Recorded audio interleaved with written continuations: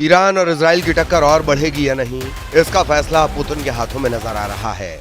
Donald Trump तो Israel से बहुत ज्यादा खफा हैं, लेकिन ईरान को रूस से कई बड़े हथियार मिल सकते हैं। ईरान के विदेश मंत्री से मुलाकात के बाद पुतिन ने अपनी एक ऐसी मिसाइल का जिक्र किया है जिससे अमेरिका और नेटो बहुत ज्यादा घबराते हैं। इजराइल के बैगल शेवा में हुआ मिसाइल अटैक, देखिए इस हमले की चर्चा पूरी दुनिया में हो रही है। सीज फायर से कुछ मिनट पहले हुए इस हमले ने नेतन्याहू से लेकर डोनाल्ड ट्रंप तक सबको चौंका दिया। इजराइल का तेल अवीव, अशदोद, जियोन नेसा और हाइफा जैसे शहरों का हाल पहले ही वायरल है। क्या ईरान अब इससे भी खतरनाक मिसाइलों से खुद को लैस करने जा रहा है? ये कयास इसलिए क्योंकि ईरान के विदेश मंत्री से मिलने के बाद पुतिन ने एक मिसाइल का नाम लिया है जिसका खौफ नेटो और अमेरिका में पहले से फैला हुआ है।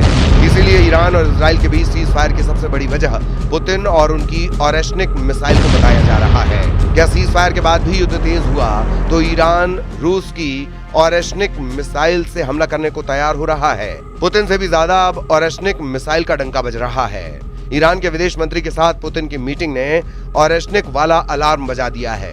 क्या ऑरेशनिक का खौफ अब पश्चिम एशिया में सबसे बड़े युद्ध की शुरुआत करने वाला है? उधर राष्ट्रपति व्लादिमीर पुतिन का दावा है कि रूस की नई मध्यम दूरी की मिसाइल ऑरेशनिक का बड़े पैमाने पर उत्पादन जारी है। इस मिसाइल ने युद्ध में खुद को साबित किया है। वहीं नौसेना को नए जंगी जहाज और पनडुब्बियां मिलेंगी जिसमें बहुत ही सटीक हमला करने वाले हथियार होंगे। पुतिन ने तेल अवीव पर हुए ईरान के मिसाइल अटैक देखे हैं। पुतिन जानते हैं कि ईरान अब तक इस युद्ध में करीब 600 मिसाइल दाग चुका है। तेल अवीव, हाइफा, बैगल शेवा में हुए धमाकों को देखने के बाद आखिर पुतिन ने ऑरेशनिक मिसाइल का जिक्र क्यों किया? पुतिन का सिग्नल सवाल उठा रहा है कि क्या रूस अब ईरान को अपनी ऑरेशनिक मिसाइल देने वाला है? क्या ईरान की एरोस्पेस फोर्स अब पुतिन की ऑरेशनिक को लॉन्च करने की तैयारी कर रही है? ये मिसाइल जहां वार करती है उस जगह को 4000 डिग्री सेल्सियस में जला डालती है। ये मिसाइल परमाणु बम नहीं, लेकिन उससे कम भी नहीं। ये पुतिन की 4000 डिग्री वाली भट्टी कही जाती है। सीज फायर टूटने का मतलब है ईरान और इजराइल का युद्ध तेज होगा और फिर सबसे खतरनाक हथियार एक दूसरे पर दागे जाएंगे। ऑरेशनिक का इस्तेमाल पुतिन यूक्रेन पर कर चुके हैं और इसका वॉरहेड जहां गिरता है वहां कुछ बाकी नहीं रहता। ऑरेशनिक एक हाइपरसोनिक मिसाइल है। यह आवाज से 10 गुना रफ्तार से हमला करती है, यानी 12000 किलोमीटर प्रति घंटे से भी ज्यादा। इसकी रेंज 5000 किलोमीटर है। पुतिन की यह मिसाइल 100% तबाही की गारंटी देती है। पुतिन ने दावा किया है कि अब ऑरेशनिक मिसाइल का उत्पादन बहुत तेजी से किया जा रहा है। ईरान को भी ये बात बताई गई है। इसीलिए जब डोनाल्ड ट्रंप इस युद्ध में सबसे आगे बढ़ चढ़कर बोल रहे हैं और सीज फायर कराने का दावा कर रहे हैं, तब ईरान और इजराइल के बीच युद्ध और तेज होता नजर आ रहा है। एक तरफ तेल अवीव, दूसरी तरफ तेहरान। दुनिया ने 2 राजधानियों को दहलते हुए देखा है। एक तरफ ईरान के हमले और दूसरी तरफ इजराइल के अटैक।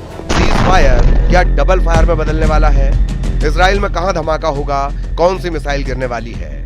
इसे लेकर इजराइल का मिसाइल ट्रैकिंग रडार सिस्टम अब एक बड़े शून्य में जाता हुआ नजर आ रहा है, क्योंकि ईरान ने अपनी सबसे खतरनाक मिसाइल से इजराइल को दहलाया है। इजराइल का दावा है कि ईरान ने हाल ही में 4 तरह की मिसाइल फायर की। इसमें सबसे खतरनाक फताह 1 और खैबर शिखर मिसाइल शामिल है। इसमें कद्र और इमाद मिसाइल भी शामिल है। फताह हाइपरसोनिक मिसाइल की रेंज 1400 किलोमीटर है। खैबर शिकन मिसाइल की रेंज 1450 किलोमीटर है। कद्र मिसाइल की रेंज 2000 किलोमीटर तक है और इमाद की रेंज 1700 किलोमीटर है। इजराइल पर हुए ताजा हमलों में इन्हीं मिसाइलों ने तबाही मचाई है। तेल अवीव से लेकर हाइफा और अशदोद से लेकर बीर शीबा और शेफाल जैसे छोटे शहरों पर अटैक तेज हो चुके हैं। इसमें कोई शक नहीं है कि ईरान में सर्वोच्च नेता अली खामेनी और राष्ट्रपति पेजेश्कियान की सरकार इजराइल और अमेरिका के टारगेट पर रही है और अब भी है। ट्रंप सोशल मीडिया पर पोस्ट कर चुके हैं कि अगर ईरान की मौजूदा सरकार मेक ईरान ग्रेट अगेन नहीं कर सकती तो उसे क्यों नहीं बदल जाना चाहिए। मतलब साफ है कि डोनाल्ड ट्रंप ने चुनाव जीतने के लिए अमेरिका में मांगा फार्मूला अपनाया है और अब वो ईरान में मीगा फार्मूला लागू करना चाहते हैं। लेकिन क्या इतना आसान है? नेतन्याहू के साथ मिलकर ट्रंप ने बेशक ईरान के परमाणु अड्डों पर दुनिया के सबसे खतरनाक बम की बारिश की हो, लेकिन ईरान भी बराबर इजराइल को चैलेंज दे रहा है। इजराइल में ईरान की मिसाइल ऐसे गिरी है जैसे आसमान से बिजली गिरती है। कोई नहीं जानता कि ईरान की बैलिस्टिक मिसाइल कहां गिरेगी और इस बात को इजराइल की सेना भी मान चुकी है। इजराइल की सेना ने कहा है कि हाइफा पर मिसाइल अटैक के दौरान सायरन इसलिए नहीं बजा क्योंकि उसके डिफेंस सिस्टम में तकनीकी दिक्कत थी। बल्कि उनका सिस्टम ईरान की मिसाइल का पता लगाने में नाकाम रहा। मतलब साफ है कि इजराइल का मिसाइल डिफेंस सिस्टम अब ईरान की मिसाइलों को रोकने में फेल साबित हो रहा है। इजराइल और ईरान के युद्ध में सीज फायर नहीं बल्कि डबल फायर के खतरे ने यूरोप को भी डबल टेंशन दे दी है। फ्रांस ने इजराइल से अपने नागरिकों को निकालने के लिए सेना का विमान भेजा। पहले ग्रुप में 160 फ्रांसीसी नागरिकों को वापस पेरिस ले जाया गया। इजराइल में फ्रांस के करीब 2.5 लाख नागरिक रहते हैं, जबकि काउंसलर लिस्ट में 1 लाख फ्रांसीसी नागरिकों के नाम है। जाहिर है कि युद्ध तेज होने का खतरा खत्म नहीं हुआ है बल्कि बढ़ता जा रहा है। रूस के विदेश मंत्री भी मान रहे हैं कि सीज फायर के बाद डबल फायर के हालात बन चुके हैं। रूस के विदेश मंत्री का कहना है कि हम इस समझौते का स्वागत तभी करेंगे जब इस पर अमल होगा। लेकिन इसकी घोषणा के बाद इजराइल और ईरान के बीच हमलों की खबर आने लगी। इजराइल और ईरान के युद्ध में ताजा हमले बता रहे हैं कि दोनों की सेनाएं अपनी रणनीति बदल रही हैं। इजराइल में 48 घंटों के अंदर मिसाइल तो कम गिरी, लेकिन उनकी कामयाबी का रेट नेतन्याहू और उनकी सेना के हौसले पस्त कर सकता है। खामेनेई का फोकस इस वक्त इजराइल पर है, क्योंकि अमेरिका ने एक तरह से अब इस युद्ध से खुद को अलग कर लिया है। ईरान ने कतर पर मिसाइल दागकर अमेरिका से बदला लेने का ऐलान किया और फिर इजराइल पर अपनी मिसाइलें तान ली हैं। अगर ईरान को रूस से ओरेशनिक मिसाइल मिलती है तो ये नेतन्याहू के लिए बहुत बुरी खबर मानी जाएगी, क्योंकि ट्रंप के सख्त शब्द बता रहे हैं कि वो इजराइल के तेवर से खुश नहीं है। सीज फायर से पहले भी और सीज फायर के ऐलान के बाद भी ईरान और इजराइल में तनाव बरकरार है।